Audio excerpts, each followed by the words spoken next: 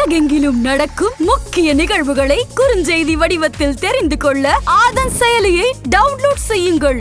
ஆதன் செயலியை டவுன்லோட் செய்ய டிஸ்கிரிப்ஷனில் உள்ள லிங்கை கிளிக் செய்யவும். நீங்க நிறைய முருகன் பத்தி நிறைய பேசிட்டே இருக்கீங்க. நடுவுல பாத்தீங்க அப்படின்னா கர்மா பத்தி பேச ஆரம்பிச்சிட்டீங்க. கர்மா பத்தி நிறைய ஆராய்ச்சி பண்றதா சொன்னீங்க. ஏன் திடீர்னு இப்படி டைவர்ட் ஆனீங்க? எதுக்கு கஷ்டப்படுறாங்கன்னே தெரியாதது கஷ்டம். ஆனா முருகன் மேல அங்க வச்சிருக்கிற பக்தி உண்மை. ஏன் அப்படின்னு கஷ்டப்படுறப்போ ஒரு விஷயத்தை வந்து கண்டுபிடிச்சேன். நம்மளோட தொடர்பியல் விதி லாஸ்ட் பர்த்ல நீங்க பண்ணது ஒரு 2 பேரோட கர்மாவை பார்த்தேன். நீங்க திருநங்கைகளை வச்சு படம் எடுத்து திருநங்கைகளை கேவலமாக காட்டி படம் எடுத்த டைரக்டர் எந்த டைரக்டராவது சந்தோஷமா இப்போ இருக்காங்கன்னு காட்டுங்க. திருநங்கைகளை ரொம்ப மோசமாக பண்ண ஒரு சில பேரோட வாழ்க்கையை நான் பார்த்தேன். அது பெரிய அளவுக்கு வந்திருக்கு. ஆட்டிசம் குழந்தைய பாதிக்கப்பட்டவங்க எல்லாமே ஊழ்வினை கர்மவினை தான், வேற எந்த காரணமும் இருக்காது. நீங்கள் என்னதான் மருத்துவ இது சொன்னாலும் இந்த திருநங்கைகளுக்கு உதவி பண்ணி அவங்ககிட்ட நீங்கள் வந்து அவங்களுக்கு ஒரு புடவை எடுத்து கொடுத்து அவங்களுக்கு ஒரு சாப்பாடு வாங்கி கொடுத்தீங்கன்னா ஓரளவுக்கு அவங்க மாறுவாங்க. ஸோ அந்த கர்மா தான். 4 வருஷத்துக்கு முன்னாடி வந்து எனக்கு பொண்ணு பார்க்க வந்தாங்க வீட்டுக்கு. அதில் ஒருத்தவர் வந்து திக்குவாயி. அந்த திக்குவாயின்றவர் வந்து நான் வந்து வேண்டான்னு சொல்லிட்டேன். அவர் நான் அப்படி சொன்னதுனால சூசைட் பண்ணிக்கிட்டாருன்னு சொல்லி எனக்கு இப்போ தான் தெரிய வந்துச்சு. எனக்கு கல்யாணம் ஆயிடுச்சு, குழந்தை பிறந்து என் பையனுக்கு வந்து பேச்சே வரல. ஸோ இந்த கர்ம வினை எப்படி சமமாக செயல்படுது பாருங்கள். சமீபத்தில் வந்து ஜிபி முத்து பற்றி நான் சொல்லியிருந்தேன். ஜிபி முத்து எனக்கு மெசேஜ் அமைச்சிருந்தார். அவங்க இப்போ மனைவி வந்து மாற்றுத்திறனாளி, மற்ற பிரச்சனையில் இருக்கும் எல்லாருமே வந்து உருவ ரீதியாக உடல் ரீதியாக கிண்டல் பண்ணி பேசி அந்த கர்மாவை சேர்த்துக்காதீங்க. இந்த ஜென்மம் இல்லைனாலும் நீங்கள் பேசின பேச்சுக்கு ஒரு பிறப்பில் நீங்கள் அந்த மாதிரி பிறப்பீங்க.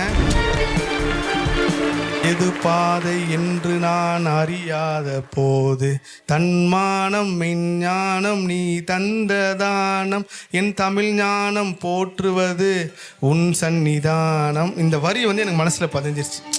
எந்த பாதைனே தெரியாமல் இருக்கிறவங்களுக்கு முருகதான் பாதையை காட்டுவாருன்னு.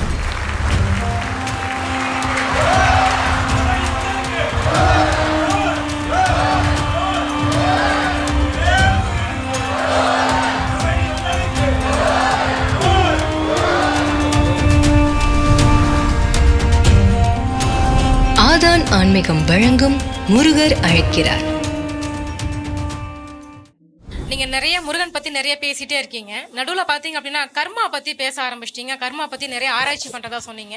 ஏன் திடீர்னு இப்படி டைவர்ட் ஆனீங்க முருகன்ல இருந்து கர்மா? அதுக்கு காரணம் என்னன்னா, எல்லா முருக பக்தர்களும் கஷ்டப்படுறாங்க. எதுக்கு கஷ்டப்படுறாங்கன்னே தெரியாதது கஷ்டம். ஆனா முருகன் மேல அங்க வச்சிருக்கிற பக்தி உண்மை. ஏன் அப்படின்னு கஷ்டப்படுறப்போ ஒரு விஷயத்தை வந்து கண்டுபிடிச்சேன். இப்போ நான் ஒரு கேள்வி கேட்குறேன். இது 3மே உண்மை சம்பவம். நான் லைவாக பார்த்த சம்பவம். ஒரு 30 வருஷம் நட்பில் 2 பேர் இருக்காங்க. ரொம்ப க்ளோஸ் ஃப்ரெண்ட்ஸாக இருக்காங்க. அந்த க்ளோஸ் ஃப்ரெண்ட்ஸாக இருக்கிறவங்க வந்து ஒருத்தர்கிட்ட 5 லட்ச ரூபா பணம் கொடுக்குறாரு. அந்த பணம் வாங்கினவர் கிட்டத்தட்ட ஒரு குறைஞ்ச நாள் கொஞ்சம் தாமதப்படுத்துறதுனால நல்லா கிடைக்கும் 30 வருஷம் நட்பு. கொஞ்சம் தாமதப்படுத்தினால அந்த சம்மந்தப்பட்டவர் போய் அவங்க அம்மா கிட்ட போய் சொல்லிடுறாரு. சொல்லி அது ஒரு ஃபேமிலி பிரச்சனை. இந்த 30 வருஷம் நட்பே பிரிஞ்சிருச்சு. இப்போ இந்த இடத்துல சொல்லுங்கள், நீங்கள் பணம் பெருசாக இருந்திருக்கா இல்லை நட்பு பெருசாக இருந்திருக்கா? பணம் தான் பெருசாக இருந்திருக்கா? 2வது சம்பவம். ஒரு பெரிய ரியல் எஸ்டேட், சென்னையிலே பேர் சொன்னால் தெரிகிற அளவுக்கு ஒரு ரியல் எஸ்டேட் அதிபர். அவரோட பையன் 9 வயசு பையன் ஸ்கூல் போயிட்டு வரும்போது மயக்கம் போட்டு விழுந்துடுறான். நேராக வீட்டுக்கு கூப்பிட்டு வந்துருக்காங்க. சாதாரண ஏதோ மயக்கம்னு சொல்லி விட்டானா அடுத்த நாள் காலையில் இதே மாதிரி பிரச்சனை வருதுன்னு ஹாஸ்பிட்டலுக்கு போகிறாங்க. போய் செக் பண்ண உடனே பையனுக்கு வந்து ஒரு சின்ன பிரச்சனை இருக்குன்றாங்க. அந்த பிரச்சனை பெருசாகி அன்றைக்கி ஈவினிங்கே என்ன சொல்கிறாங்கன்னா, இந்த பையனுக்கு வந்து கிட்னி ஃபெயிலியர் ஆகிருக்கு.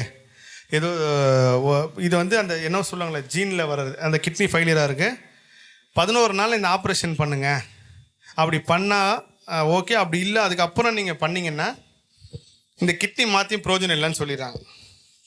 இப்போ சொல்லுங்கள், இந்த இடத்துல வந்து அவருக்கு அந்த கிட்னி செலவு பண்ணுறதுக்கு உண்டான பணம் இருக்குது, ஆப்ரேஷனுக்கு தரத்துக்கு உண்டான 40 லட்ச ரூபா பணமும் இருக்குது.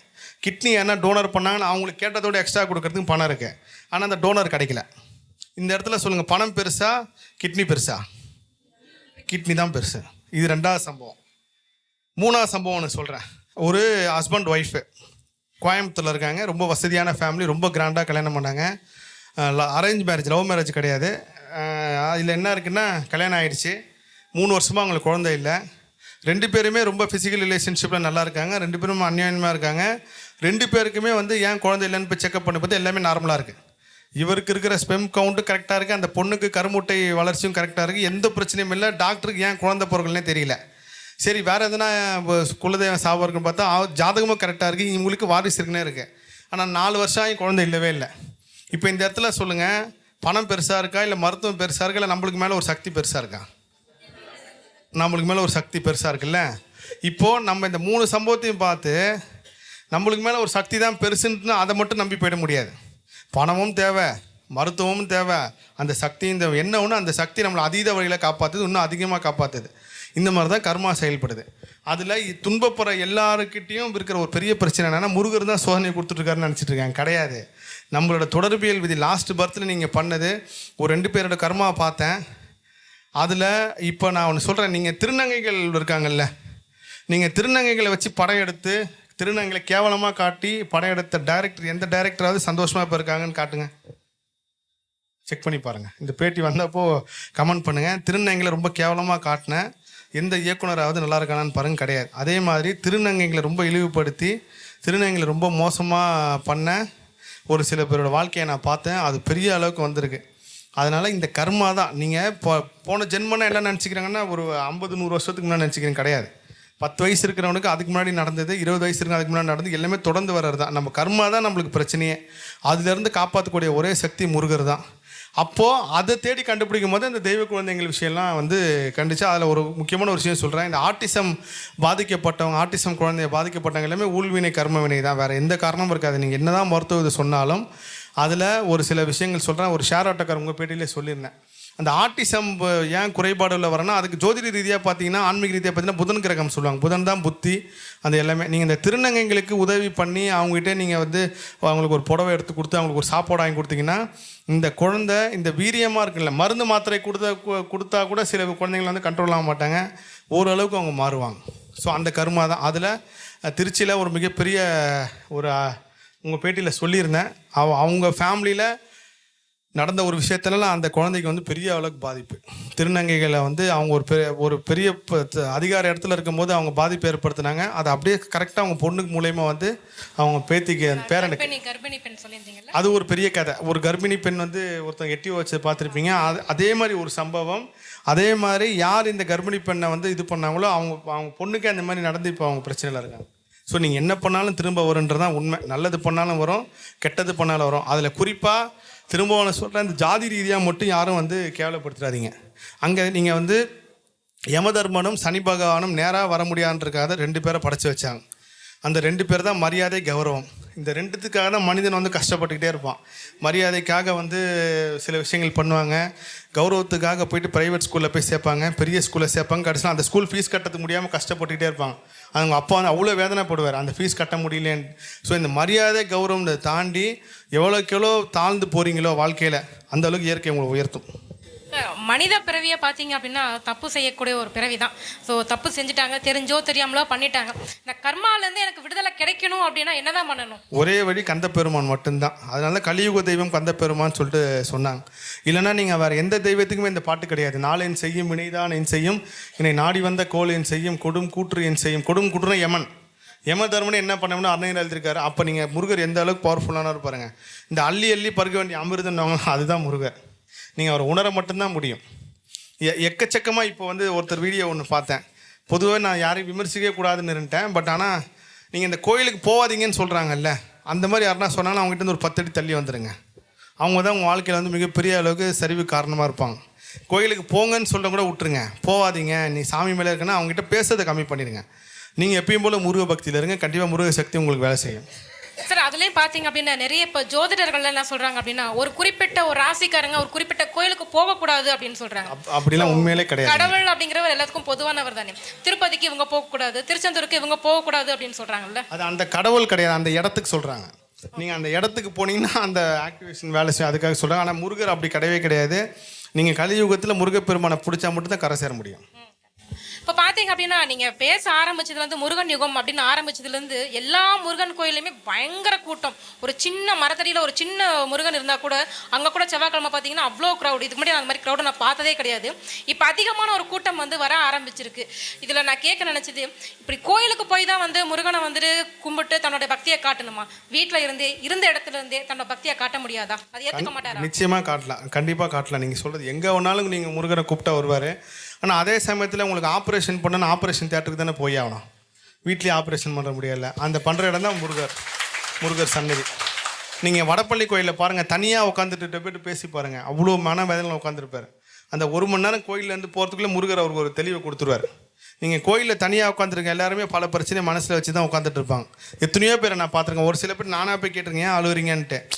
அவங்க சொல்கிறப்போ தான் அதுக்கு இதுதாங்க உங்களுக்கு பிரச்சனை அப்படின்னு சொல்கிறப்போ அடப்போ இவ்வளோ நாள் தெரியாமல் வந்துட்டேமே நினைப்பாங்க.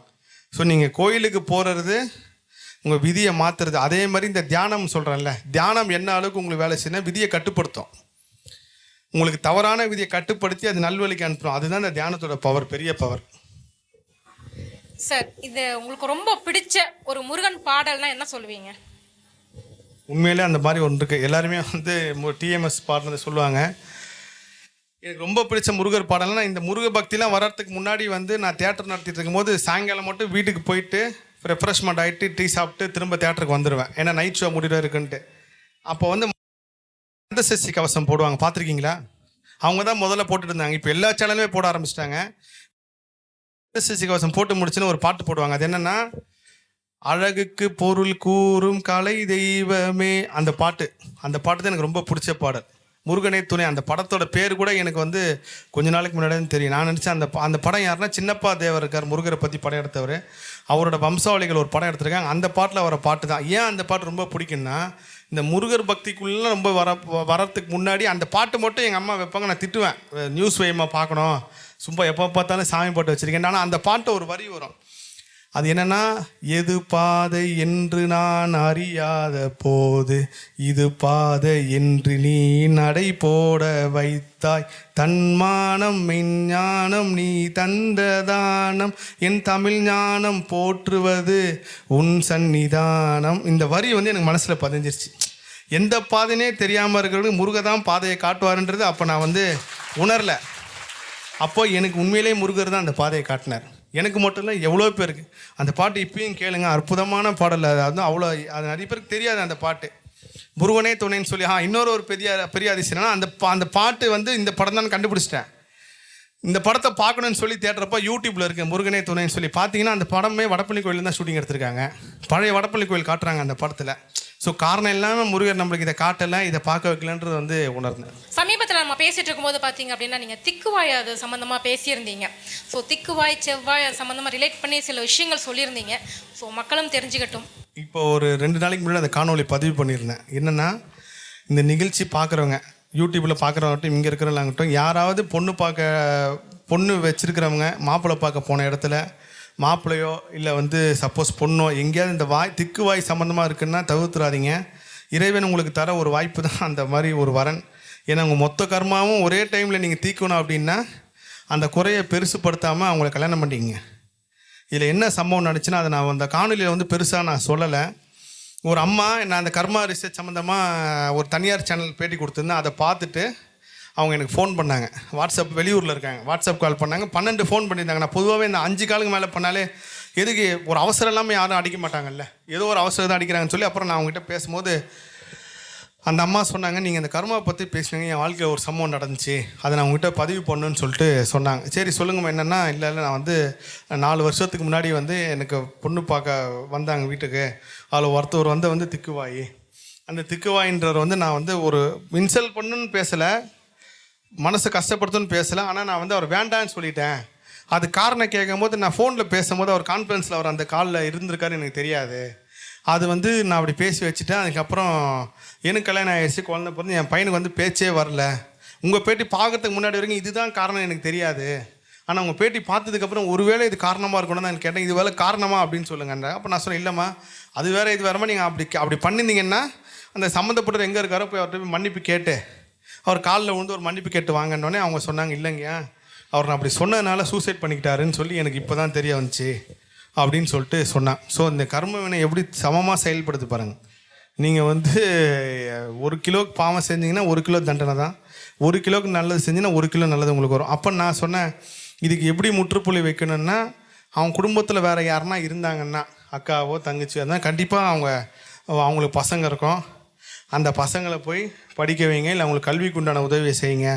கண்டிப்பாக ஏன்னா அவங்க டாக்டர் என்ன சொல்லிட்டாங்கன்னா, இந்த பையனுக்கு பேச்சு வராதுன்னு சொல்லியிருக்காங்க. ட்ரை பண்ணி பார்க்கலாம், 50-50 தான். இந்த ஆப்ரேஷன் பண்ணால் இந்த பேச்சு வர வாய்ப்பு இருக்குது, இல்லைன்னா வராதுங்கன்ட்டாங்க. ரொம்ப வேதனை. அந்த விஷயம் கேள்விப்பட்டதுக்கப்புறம் தான் உடனே இந்த விஷயத்தை பதிவு பண்ணேன்.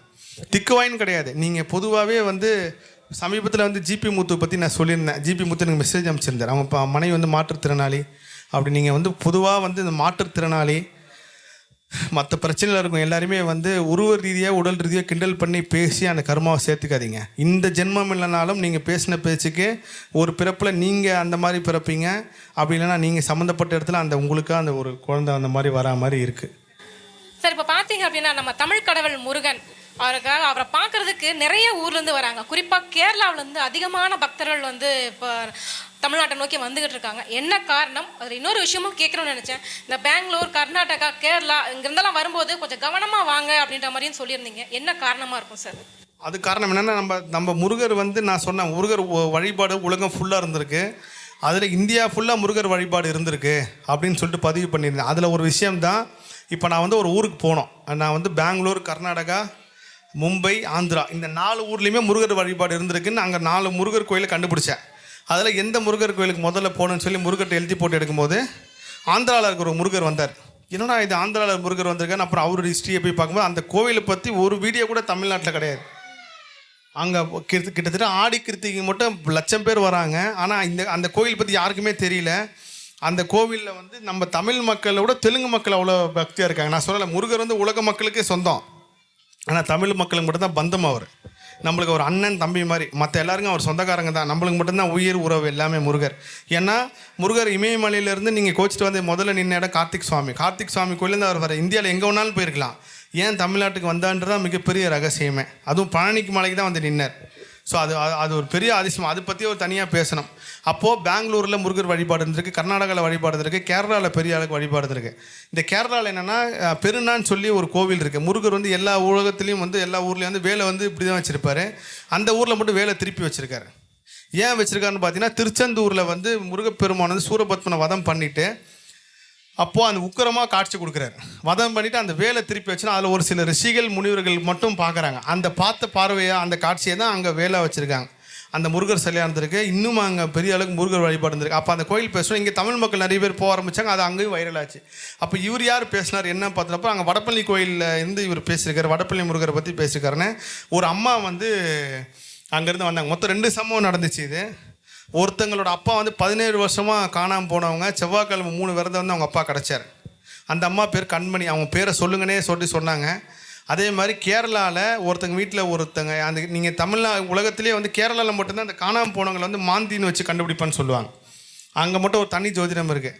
அங்கே எங்கேயுமே பார்த்து பதில் கிடைக்காம அவங்க முருகர் கோயிலுக்கு வந்து அவங்க ஒரு பெரிய வேண்டுதல் நிறைவேறி அந்த காணாமல் போனவர் கிடச்சார். அந்த விஷயம் அங்கே இருக்கிறவங்க மூலயமா வைரலாகி வடப்பள்ளி முருகர் கோயிலுக்கு மாதத்துக்கு எனக்கு தெரிஞ்சு குறைஞ்சபட்சம் ஒரு 4 செவ்வாய்க்கிழமையா மக்கள் அங்கேருந்து வந்துக்கிட்டே இருக்காங்க. இப்போ கோயில் வாசலில் பூக்காரக்காரங்க என்ன சொல்கிறாங்கன்னா நிறைய பேர் வந்து மலையாளத்தில் பூ கேட்குறாங்க, எங்கெங்கேருந்து வராங்க அப்படின்ட்டு. இது ஒன்று. இன்னொன்று பெங்களூர், கர்நாடகாவிலேருந்து நான் வந்து யாருமே வராதிங்க அப்படின்னு சொன்ன காரணம் என்னென்னா ஒரு மாதத்துக்கு முன்னாடி நான் வந்து எப்பயுமே வந்து நைட்டு பள்ளி அறைக்கு போக ஆரம்பிச்சிட்டேன். காலையில் போனால் மக்கள் கூட்டம் அதிகமாக இருக்குது. அங்கே கோவில்லே நிறைய பேர் என் மேலே கோவப்பட்டாங்க. நீங்கள் பாட்டு பேசிட்டீங்க, மக்கள் அவ்வளோ பேர் வரான்னா நான் உண்மையை தான் சொன்னேன். அந்த பள்ளியறை தரிசனம்ன்றது மிகப்பெரிய அளவுக்கு ஒரு 10,000 வாட்ஸ் பவர் மாதிரி. அது நீங்கள் எவன் ஒருத்தன் அந்த தரிசனம் போகிறோன்னா வாழ்க்கையில் தோற்றாத சரித்திரமே இருக்காது கடைசி வரைக்கும். அதை சொன்னோடனே மக்கள் போகிறோம், எல்லாருக்குமே பலன் கிடச்சி வர ஆரம்பிச்சிட்டாங்க. அப்போ காலையில் போகாமல் நைட்டு போக ஆரம்பித்தேன். மற்ற நேரத்தில் போனால் முருக பக்தரோட கவனம் எங்கேயாவது திசை திரும்பி எங்கேயாவது ஒருத்தர் பண்ணால் கூட நம்மளுக்கு அது தப்பு, அது ஒரு பாவக்கரமாக வரும்ன்ட்டு நைட்டு பள்ளி அறைக்கு போக ஆரம்பித்தேன். அப்புறம் அன்றைக்கி ஒரு நாள் மட்டும் யதார்த்தமாக காலையில் போகும்போது ஒரு 19 வயசு பையன் அங்கே கோவில் வாசலில் கேட்டுகிட்டே இருக்கார், கோபி அண்ணன் வருவாரா, கோபி அண்ணன் யார், அவர் ஃபோன் நம்பர் கொடுங்கன்ட்டு. இந்த பையன் கேட்குறது என் காதில் விழுந்ததுக்கப்புறம் நான் என்ன சொன்னேன், யார் பண்ணி என்ன அண்ணா உங்களை தான் நான் பார்க்க வந்தேன்னு. அப்போ நீ யார், எங்கள் பையன் சின்ன பையன், ஒரு நம்மளுக்கு தெரியல அந்த வெளி உலகமே தெரியாத பையன் எப்படி இருப்பான் அந்த மாதிரி இருக்கிற பையனாக தெரியுது. அப்போ கொஞ்சம் தமிழ் பேசுகிறேன். நீ யார், எங்கேருந்து வந்த, ஃபோனுக்குன்னு எதுவுமே கிடையாது, உங்கள் பேட்டியை பார்த்து வந்தேன்னு சொல்லி அப்புறம் அவங்க அப்பா நம்பர் வாங்கி என் ஃபோன்லேருந்து அவங்க அப்பாவுக்கு ஃபோன் பண்ணி அவங்க அப்பா என்னை திட்டினார். என்னங்க லூசுத்தனமாக என் பையன் உங்கள் பேட்டியை பார்த்து கிளம்பி மாட்டான், நீங்கள் தானே அது, எதுக்கு இந்த மாதிரிலாம் பசங்கள்லாம் வர வைக்கிறீங்க? நான் சொன்னேன், நான் யாரையும் வர வைக்கலைங்க. இல்லை என் பையன் வந்து உங்கள் பேட்டியை பார்த்துருக்கான், அவன் வந்து என்னமோ வந்து கிளம்பி வந்துட்டான் அப்படின்னு சொல்லி திட்டார். அப்புறம் நான் சொன்னேன், அவர்கிட்ட மன்னிப்பு கேட்டு அப்போ என்னோட உதவியாளர் இருந்தார், அவர்கிட்ட நான் சொல்லி அங்கேருந்து ஒரு ஆட்டோ ஒன்று பேசி இந்த பையனுக்கு முருகரை கொண்டு போய் காமிச்சிட்டு இங்கேருந்து பெங்களூருக்கு போகிற பஸ்ஸு காசும் கொடுத்துட்டு அவங்க அப்பா உடனே அங்கேருந்து சொல்கிறார், இல்லை நீங்கள் பையனே வச்சுக்கிங்க நான் ஆள் அனுப்புகிறேன்னார். இல்லைங்க இந்த பையன் எப்படி வந்தானோ அப்படியே வந்துடுவான், நான் பார்த்துக்க முடியாது, ஃபோன் நம்பர் என் ஃபோன் நம்பர் கொடுத்துட்டு ஆட்டோ நம்பரும் கொடுத்துட்டு மாதவரம் பெங்களூருக்கு போகிற பஸ்ஸில் வந்து ஏற்றி விட்டேன். அதுலேருந்து நிறைய பேர் வராங்க, என்னை பார்க்க வராதிங்க. ஏன்னா நீங்கள் என்னை பார்க்கணுன்னு நினச்சின்னா அது எனக்கு தான் வந்து தப்பாக கர்மா மாற. நீங்கள் முருகனை மட்டும் பார்க்க வாங்க, முருகனை தேடுங்க. எங்கே இருந்தாலும் முருகனை தேடி முருகனை பார்க்கணுன்னு நினைங்க. நம்மளை பார்க்க வரணும்னு நீங்கள் நினைக்கிறப்போ அது எனக்கும் பாதிப்பை ஏற்படுத்தும். அதனால் இது ஒரு தாழ்மையான வேண்டுகோள். இதுவும் ஒரு வகையான கர்மா தான் இல்லை? ஆமாம். நீங்கள் கடவுள் சக்தியை வந்து தடுக்கிறீங்க. கோயிலுக்கு போகிறவனை போய் நிப்பாட்டி கோயிலுக்கு போகாத வாமச்சா போகலாம் அப்படின்னு நீங்கள் அவனை டைவெர்ட் பண்ணிட்டீங்கனாலே அந்த கர்மா உங்களுக்கு வந்துடும். அதனால் இறை பக்தியில் அதே மாதிரி இன்னொன்று, நீங்கள் கோயிலுக்குள்ளே போகிறீங்க, உங்களுக்கு பெரிய அளவுக்கு இறை சக்தி வேலை செய்யணும்னா ஒன்று மட்டும் பண்ணுங்கள். இந்த சாமி உங்களுக்கு முன்னாடி யாருன்னா மறைச்சிக்கிட்டு கும்பிட்றாங்கன்னா உங்களை டிஸ்டர்ப் பண்ணவே பண்ணாதீங்க.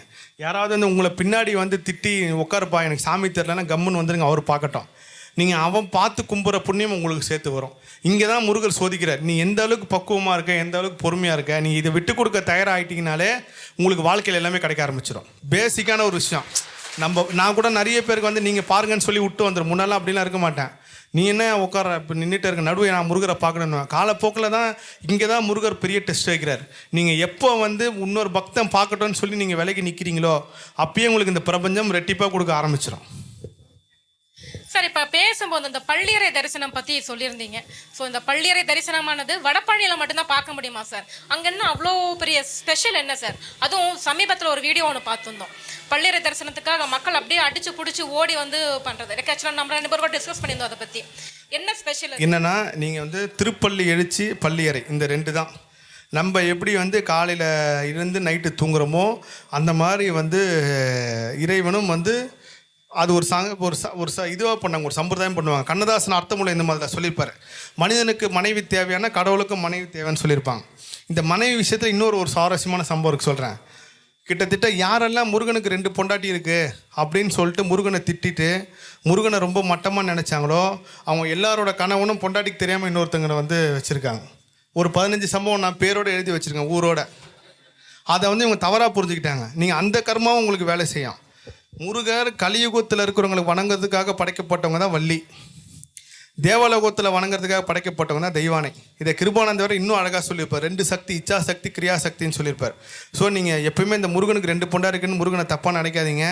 இந்த கலியுகத்தில் இருக்கிறவங்க எல்லாருமே நீங்கள் முருகன்கிட்ட கேட்குறது வள்ளி அம்மா கிட்ட போய் கேட்டிங்கன்னா முருகர் கொடுப்பார். இது நான் அனுபவபூர்வமாக உணர்ந்த உண்மை.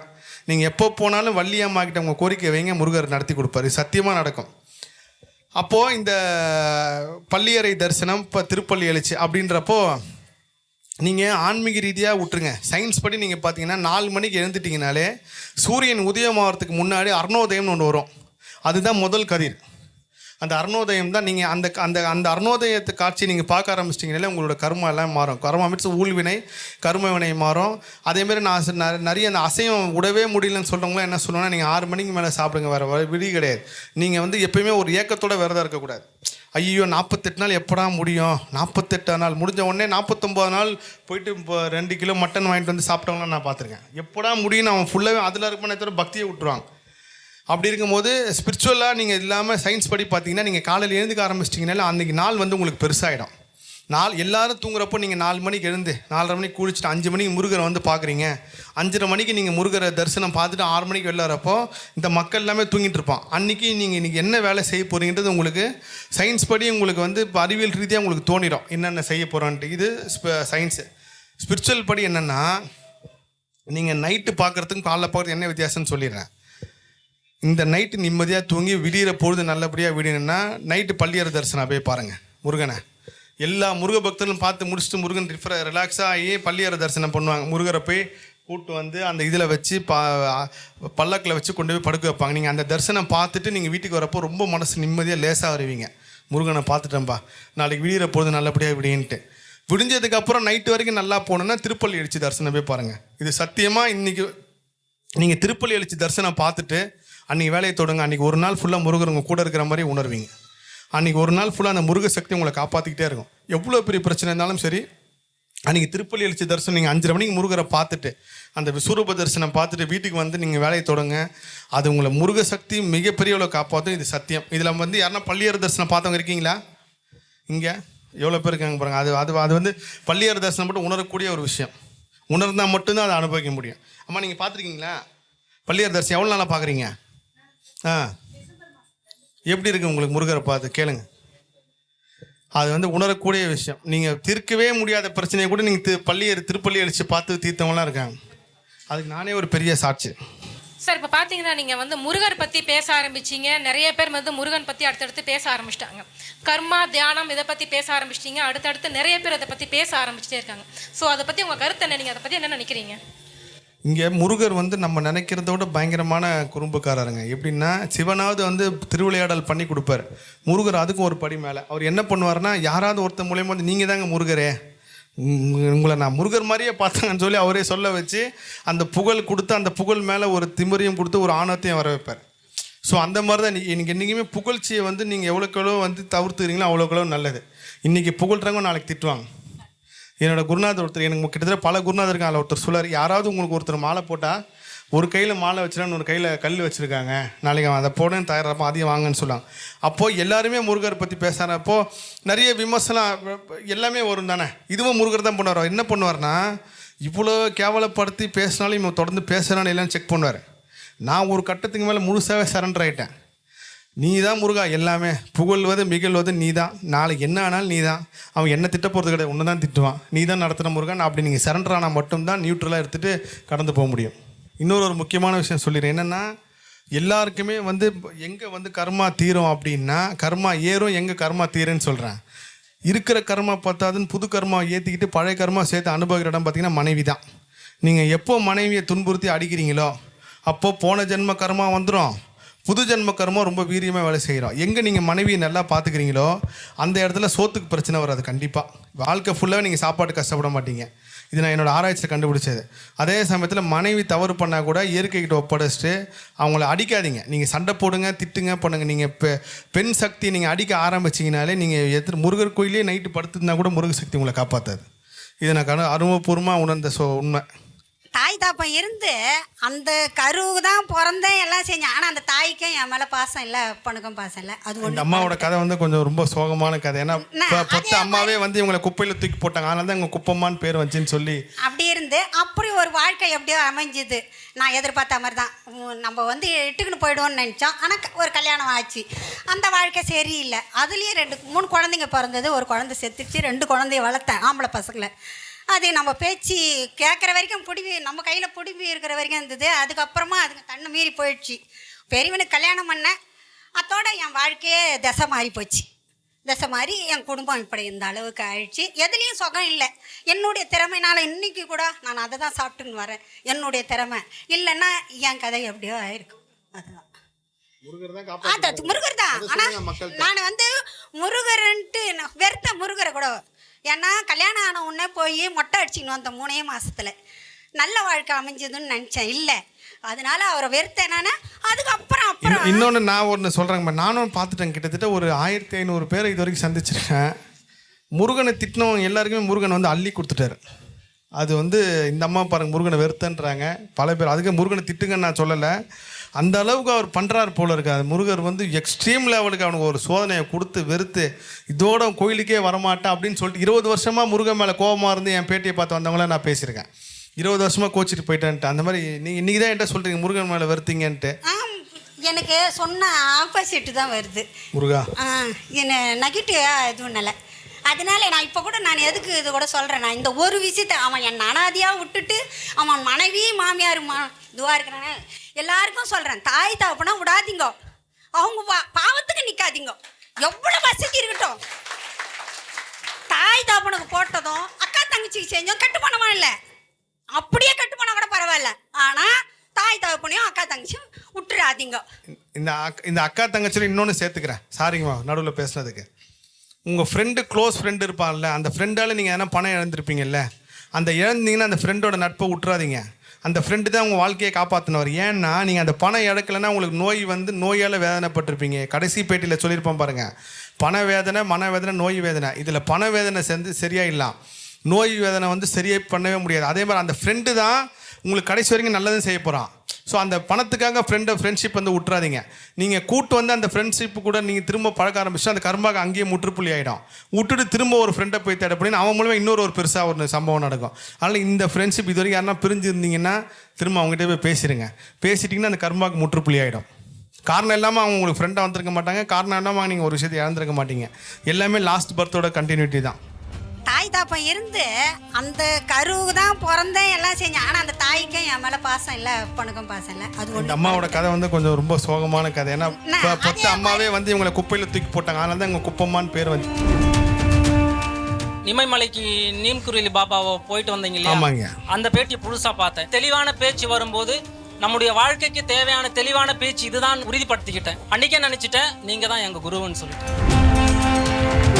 உனக்கு ஒன்றும் பேச்சு திறன் வரல. நாங்கள் நிறைய ஹாஸ்பிட்டலில் பார்த்துட்டோம், ஆர்டிஸ்மா இருக்கலாங்கிறாங்க, இல்லை இல்லைன்னு சில டாக்டர் சொல்கிறாங்க. என்னால் முடிஞ்ச எல்லாமே பண்ணிட்டு இருக்கோம். ஒரு படம் ஒன்று எனக்கு கொடுத்தீங்களே ஸ்டார்டிங்கில்.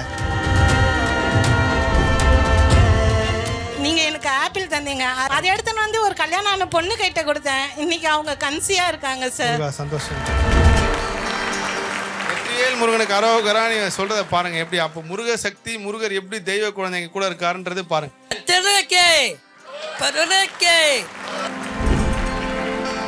ஒரு மணிக்கு ஒரு ஹோட்டலில் போய் சாப்பிட்றேன் ஐயா. இந்த மாதிரி சிகர மகால் எங்கே இருக்குது, இந்த மாதிரி கோபி சாரை பார்க்கணும். அந்த ஹோட்டல் ஓனரு உங்கள் நம்பர் எனக்கு கொடுக்குறாரு ஐயா. முருகா